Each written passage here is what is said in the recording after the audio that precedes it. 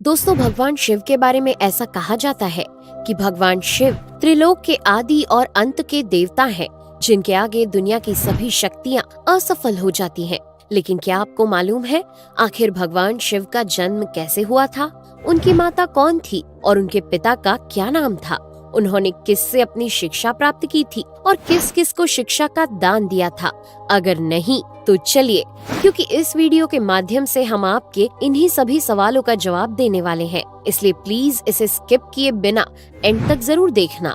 दोस्तों, आज सबसे पहले भगवान शिव के जन्म से जुड़ी पहली कहानी यानी शिव पुराण की एक लोकप्रिय कथा के बारे में बताने वाले हैं। शिव पुराण के अनुसार भगवान शिव को स्वयंभू माना जाता है, जिसका मतलब होता है कि भगवान शिव का जन्म स्वयं ही हुआ था।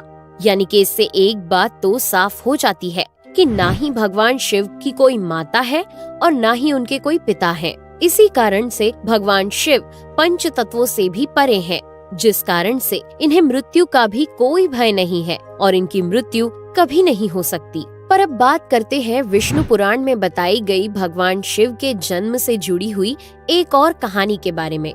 विष्णु पुराण में बताया गया है कि भगवान विष्णु के माथे से निकलने वाले तेज के कारण भगवान शिव की उत्पत्ति हुई थी और उनके नाभि से निकलते हुए तेज से कमल पर विराजमान ब्रह्मा जी का जन्म हुआ था। मगर दूसरी ओर भगवान विष्णु के जन्म के बारे में शिव पुराण में बताया गया है कि एक बार की बात है जब भगवान शिव अपने घुटने मल रहे थे और उनके घुटनों से निकलने वाले मैल से भगवान श्री विष्णु जी का जन्म हुआ था।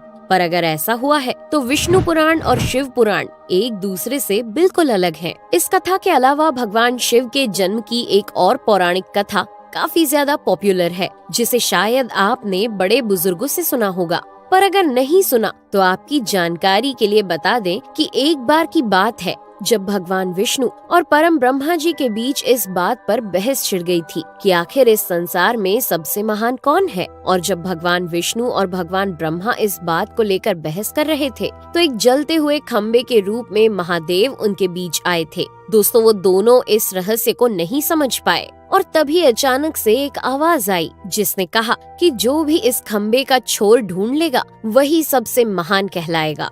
ऐसा सुनते ही ब्रह्मा जी ने एक पक्षी का रूप लिया और खम्बे का ऊपरी हिस्सा ढूंढने निकल गए। वहीं विष्णु जी ने वराह का रूप धारण किया और खम्बे का अंत ढूंढने निकल गए। बहुत देर तक खोजने के बाद भी दोनों में से किसी को भी खम्बे का छोर नहीं मिला और दोनों हार मानकर वापस आ गए। जिसके बाद भगवान शिव अपने असली रूप में आए और फिर भगवान विष्णु और ब्रह्मा जी ने ये मान लिया कि महादेव ही सबसे महान और शक्तिशाली हैं। इनसे बड़ी शक्ति इस दुनिया में कोई नहीं है। इसके साथ ही शिव पुराण में बताया गया खम्बा इस बात को दर्शाता है कि ना ही भगवान शिव जन्मे थे और ना ही उनका कोई अंत है। और एक कारण तो यही है कि भगवान शिव को स्वयंभू कहा जाता है, यानी भगवान शिव का अंत है ही नहीं, वे अमर हैं।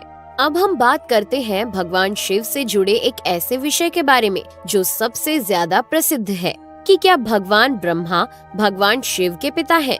जी हाँ, इनकी ये कहानी लोगों के बीच काफी प्रसिद्ध है। तो आपको बता दें कि आखिर किस प्रकार भगवान शिव ने ब्रह्मा पुत्र के रूप में जन्म लिया था। इसके पीछे विष्णु पुराण की एक पौराणिक कथा है, जिसके अनुसार जब धरती, आकाश, पाताल या कहें पूरा यूनिवर्स जलमग्न यानी पानी में डूबा हुआ था, तब भगवान विष्णु के अलावा कोई भी देव या प्राणी इस संसार में नहीं था। तब केवल विष्णु ही जल सतह पर अपने शेष नाग पर लेटे हुए नजर आ रहे थे। जिसके बाद उनकी नाभि से कमल की डंडी पर ब्रह्मा जी प्रकट हुए और जब भगवान ब्रह्मा और भगवान विष्णु इस यूनिवर्स से संबंधित बातें कर रहे थे तब भगवान शिव प्रकट हुए, जिसके बाद ब्रह्मा ने उन्हें पहचानने से इनकार कर दिया। इस कारण से भगवान शिव रूठ गए और उनके रूठ जाने के कारण भगवान विष्णु ने उन्हें दिव्य दृष्टि प्रदान कर ब्रह्मा जी को भगवान शिव की याद दिलाई।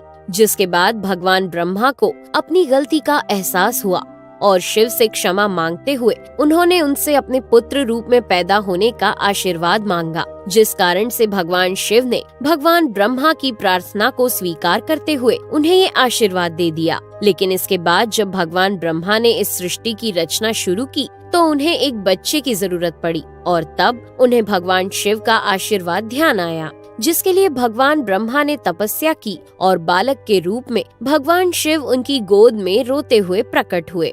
आपको बता दें कि ये भगवान शिव का एकमात्र बाल रूप है।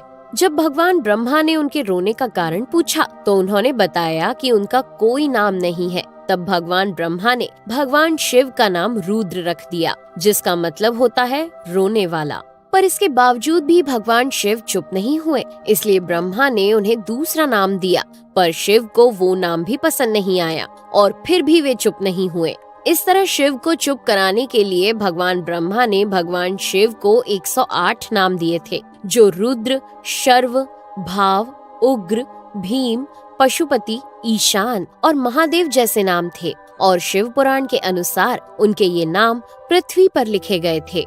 इसके बाद बात आती है श्रीमद् देवी महापुराण की। तो श्रीमद् देवी महापुराण में भगवान शिव की माता और पिता के बारे में बताया गया है। श्रीमद् देवी महापुराण के अनुसार देखा जाए तो एक बार जब भगवान नारद जी ने अपने पिता भगवान ब्रह्मा जी से पूछा कि सृष्टि का निर्माण किसने किया है, साथ ही भगवान विष्णु, भगवान शिव और आपके माता पिता कौन है, तब भगवान ब्रह्मा जी ने नारद जी को त्रिदेवों के जन्म के बारे में बताया। जो बताया वो वाकई चौंका देने वाली बात थी। दरअसल उन्होंने कहा कि देवी दुर्गा और शिव स्वरूप ब्रह्मा के योग से ब्रह्मा, विष्णु और महेश का जन्म हुआ था। यानी प्रकृति का रूप लिए माँ दुर्गा ही हम तीनों की माता है और ब्रह्मा यानी काल सदाशिव हमारे पिता है। इसके साथ ही श्रीमद् देवी महापुराण में भी भगवान विष्णु और भगवान ब्रह्मा के बीच हुए झगड़े की एक कहानी मिलती है, जिसके अनुसार एक बार श्री ब्रह्मा जी और विष्णु जी में झगड़ा हुआ और दोनों में बहस छिड़ी हुई थी।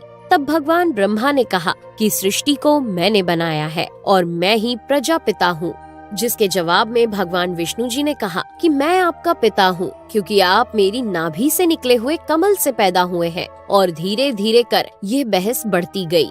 दोस्तों, इसके बाद इन दोनों का झगड़ा सुनकर सदाशिव वहाँ पहुँचे और उन्होंने कहा कि पुत्रों, मैंने ही तुमको इस संसार को बनाने और इसे संभालने के केवल 2 काम दिए हैं। इसी प्रकार मैंने शंकर और रुद्र को संहार और तिरोगति के कार्य दिए हैं। इसके साथ ही उन्होंने कहा कि मेरे 5 मुख हैं। एक मुख से अकार, दूसरे मुख से उकार, तीसरे मुख से मुकार, चौथे मुख से बिंदु और 5वें मुख से नाद यानी कि शब्द प्रकट हुए हैं। उन्हीं 5 को एक साथ मिलाकर देखा जाए तो एक अक्षर ओम बनता है, जिसे आज हम सभी भगवान शिव के मूल मंत्र के रूप से जानते हैं। इतना कहने के बाद भगवान ब्रह्मा और विष्णु दोनों ही समझ गए कि भगवान शिव से ज्यादा शक्तिशाली इस दुनिया में कुछ भी नहीं है और दोनों ने भगवान शिव को प्रणाम किया और चले गए। चलिए दोस्तों, अब जब आप भगवान शिव के बारे में इतना तो जान ही चुके हैं, तो क्या आपको पता है कि आखिर भगवान शिव ने किससे शिक्षा प्राप्त की थी और उनके गुरु कौन थे? हम जानते हैं शायद ही इसका जवाब आप में से किसी को पता होगा, पर जिन्हें नहीं पता उन्हें बता दें कि भगवान शिव स्वयं इस संसार के गुरु माने जाते हैं, जिन्होंने इस संसार में गुरु शिष्य की परंपरा की शुरुआत की थी। लेकिन अगर सवाल आता है कि आखिर भगवान शिव किसके गुरु थे, तो आपको जरूर जान लेना चाहिए कि हिंदू धर्म के ग्रंथ कहते हैं कि ब्रह्मा जी और शिव जी इस संसार के सबसे पहले गुरु हैं, जिन्होंने गुरु शिष्य के इस रिश्ते की शुरुआत की थी। जहां भगवान ब्रह्मा ने अपने मानस पुत्रों को शिक्षा प्रदान की थी, वहीं भगवान शिव ने अपना ज्ञान केवल अपने 60 शिष्यों को दिया था। यानी भगवान शिव 60 शिष्यों के गुरु थे और वे जिन शिष्यों के गुरु थे उन्हें आज के समय में सप्त ऋषियों का दर्जा दिया गया है। तो दोस्तों, ये थे भगवान शिव के जन्म से जुड़े हुए कुछ फैक्ट्स, जो आपको कैसे लगे हमें कमेंट करके जरूर बताइए। साथ ही अगर आपको वीडियो पसंद आया हो तो इसे लाइक और चैनल को सब्सक्राइब करना बिल्कुल ना भूलें। धन्यवाद।